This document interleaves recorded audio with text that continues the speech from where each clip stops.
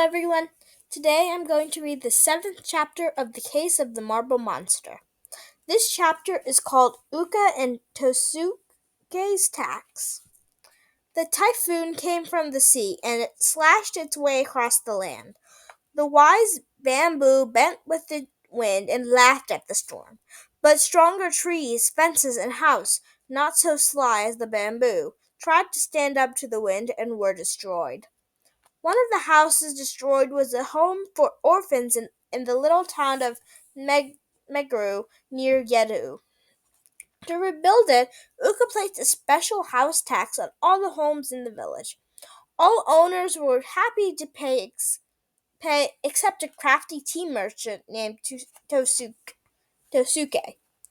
Why should a man who has no children have to pay a tax to build a new home for orphans?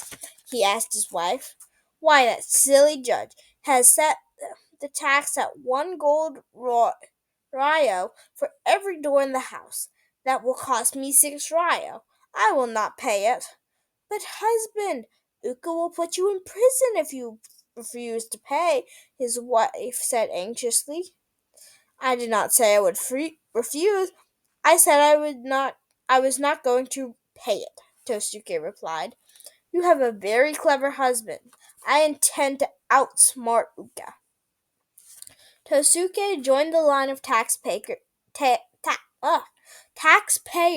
before Uka. When his turn came, Tosuke protested that a man without children should not have to pay the tax. It is necessary to build a home for these poor children, the old judge said. It was set at 1 ryo for each door because a poor man's house has only one door. Richer houses have more. Kindly make your payment and do it quickly before I become angry. I still say it's wrong, Tosuke said ungraciously, handing Uka a single ryo. You have 6 doors.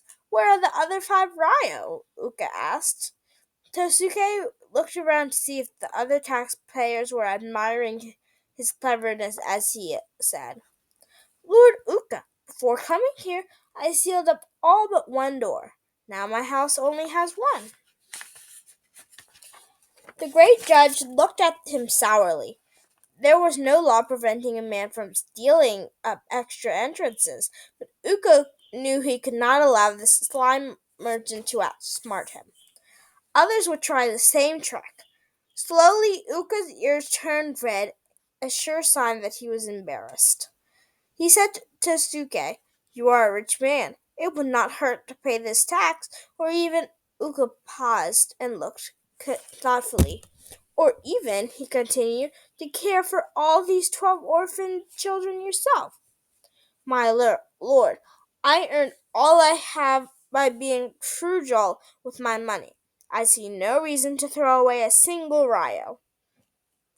Thoughtfully, Uka pulled at his beard and looked at the children gathered in the back of the courtroom. They were all shapes and sizes. They wore patches of kimonos. They looked very sad. Look at these children, Uka said to Tosuke. Can can you look at can you look into their faces and still say you should not help them? I do, Tosuke said firmly. Why should I help someone outside my family? It is an injustice for me to pay even this 1 ryo. An injustice? Oh, I cannot have an injustice blamed on my court, Uka said. Perhaps I can think of some way that you will not have to pay any tax at all. Lord Uka, that would be wonderful. You are truly wise, and just judge people have called you. I never realized it before. I hope you continue to think so, Uka said with a slight smile. Here is your gold coin back. You need pay no tax. Do you accept my decision? I do, Tosuke cried, touching the ground with his head to show his respect for so great a judge. Before he could rise, Uka smiled blandly, called for the carpenter to go nail up the last door in Tosuke's house.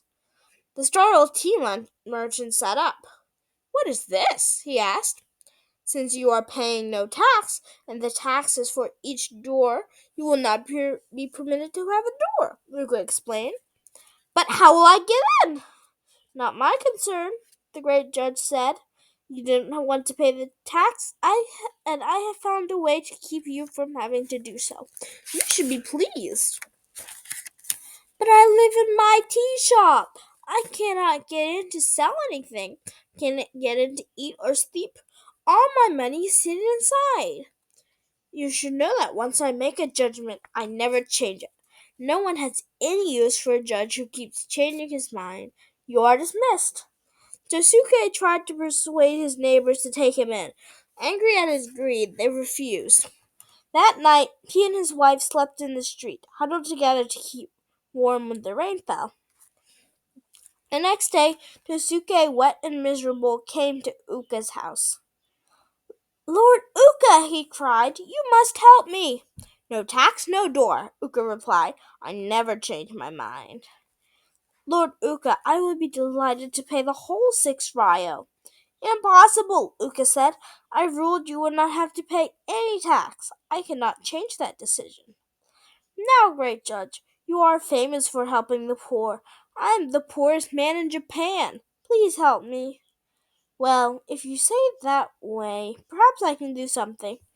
If you took these 12 children into your home, it would legally become an orphanage. Orphanages are not taxed, so you would have to pay nothing. I would not have to reverse the decision. The children would have a home, and all the people of Meguro would get back the taxes they paid. Everybody would be happy. Now that is the way justice should be. Take in the 12 children! Lord Ooka, that is impossible. Do you know how much rice so many children would eat, and the amount of tea they would drink, and that I know how big your house is, and how rich you are? This will not bankrupt you, Ooka said severely.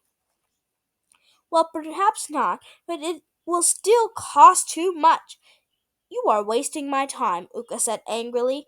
Either take the children or be content with my decision. Since he had no choice, Tosuke took the children. At first, his life was miserable. He was disturbed by their noise and furious at their appetites. But as time went on, he grew to like and finally to love them.